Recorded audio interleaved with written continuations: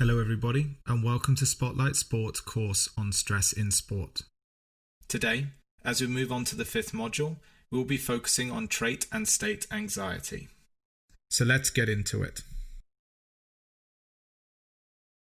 As much as it is important to understand the key points and differences between cognitive and somatic anxiety, it is equally pivotal to be able to realize what trait and state anxiety are and how they differ.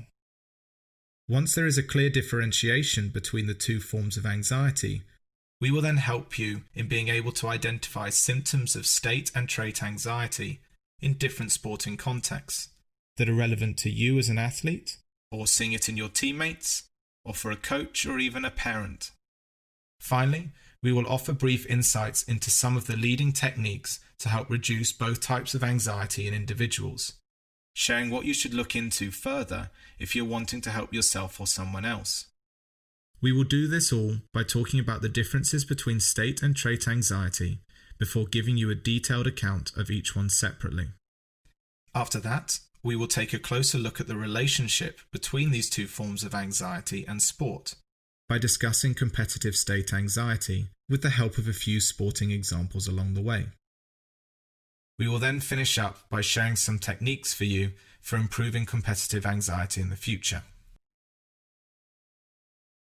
As we have previously discussed in Module 4, anxiety is an organic response characterized by apprehension in situations of uncertain danger or potential threats to an individual. It is a state of internal unrest which can be characterized as nervousness. It is broken down into two major complementary concepts, the first being state anxiety and the second trait anxiety. State anxiety is attributed to the psychophysiological state of the individual, meaning the physical and mental reactions to a situation in a specific moment. In contrast, the term trait anxiety refers to a trait of personality, describing individual differences related to a tendency to present state anxiety. Therefore, you can have anxiety split into two different scenarios. One, as a temporary emotional state that nearly every single person experiences, even if that is differently. And the other is a consistent personality attribute that is specific to the individual. It is not only in sporting situations of expected state anxiety that people with very high trait anxiety experience anxious thoughts and feelings. Everyday situations such as taking the underground, cycling to work, or walking through the woods to get home, to many would not evoke any sort of anxiety. But to those with high levels, these situations become a lot more daunting and stressful. But, to put this all into context, let's give a sporting example. Imagine you're about to play in the ice hockey championship final in front of a stadium full of 5,000 fans. In general, playing in front of such a big crowd, and in a final no less, elicits feelings of anxiety even before you get on the ice and start to warm up. These feelings then continue during the match as different stressors keep getting added throughout the play. But once you finish, and hopefully after winning, those feelings immediately disappear. This, in a nutshell, is state anxiety.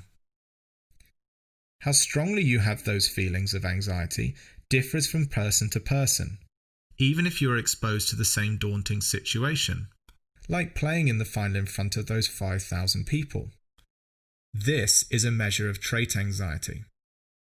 A person might feel only a little bit of nervousness at having to play, therefore displaying low trait anxiety, whereas their teammate sitting right beside them might look very pale or feels nauseous, whilst in their head they are worrying about whether they can perform to their best, not make mistakes, and handle the context surrounding the game.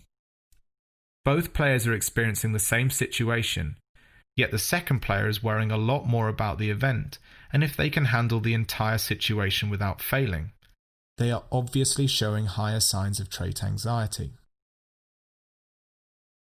Trait anxiety is a personality trait that refers to the general tendency to respond to a stressor, and it differs in its intensity, duration, and the variety of scenarios in which it happens.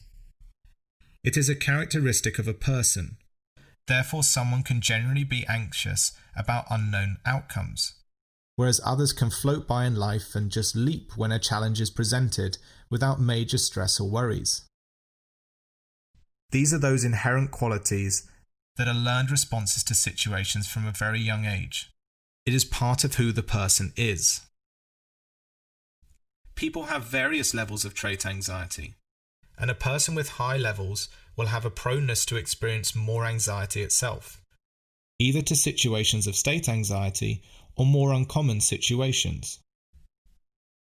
People with high trait anxiety tend to see the world as more dangerous or threatening than those with lower levels, therefore responding with much higher levels of state anxiety to situations that would not elicit this response. For example, the walking through the woods or cycling to work. An example of this in sport could actually be performing in matches in front of large crowds, like we mentioned with the ice hockey game. Some players find it easy, regardless of the size, based on the fact they see it as a challenge and aren't worried about the negative consequences that could occur.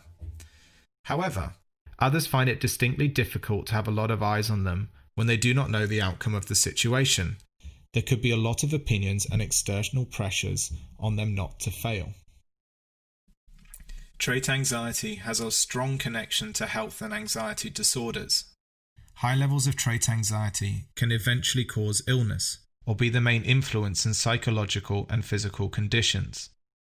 It can contribute to such illnesses as hypertension, tension headaches or ulcers, or even worse become such anxiety disorders as depression, obsessive-compulsive disorder, post-traumatic stress disorder, social anxiety disorder, or something that is common with a lot of bodybuilders, social physique anxiety. State anxiety refers to anxiety that arises in a particular situation, to certain demands, or a specific object or certain event. This physical and mental state is a temporary way of being, i.e. thinking, feeling, behaving and relating. And these are traditionally unpleasant and negative emotional feelings that occur when an individual makes a mental perception of a threat to them. The feelings of anxiety start before the event begins and continue throughout. But when this perception of a threat starts to decrease, go away, or is finished, the individual no longer experiences this anxiety. Therefore, it is transient. Everyone experiences state anxiety, but the stimulus can vary. In sport, state anxiety may occur when an athlete is in a high-pressure situation and they are required to take part, lead, or perform. This could be situations like putting to win the golf tournament, taking a penalty in football, wanting to get the fastest start in the final of the Olympic 100-meter race, or serving to win the match in volleyball. During the competition itself, there might be a wide variety of stressors that come an athlete's way, and it is important to recognize how they will react to these through an athlete's behavior. We will give you the example of a rugby match. A player might seem quiet before a match against top of the table.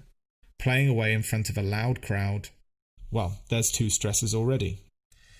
They then get onto the pitch against a very talented opponent, where there might be multiple ones versus ones which doesn't go this player's way. And then they suddenly let out frustration by getting sin-binned for 10 minutes. During this time, the team might concede many points whilst they're off the pitch. When they finally come back on, they are desperate to prove a point for letting the team down, and the first thing they do is drop the ball straight after they receive it. This constant build-up of stresses and negative feeling ended up in lashing out, which caused further pressure. Then, desperate to make up for it, they tried too hard and made the situation worse. Scenarios like these regularly occur in all sports, so it is important to identify when the scenario is getting on top of an athlete and when to address it with them before it becomes too late. Anxiety is very common among athletes at all levels, largely due to the huge demands of sports. Even before you get to a competitive event, an athlete is expected to be able to handle their mood and anxiety symptoms appropriately, especially as there is pressure to win and be the best. As we have talked about before, sport is cruel and continuously forces a variety of stresses upon athletes.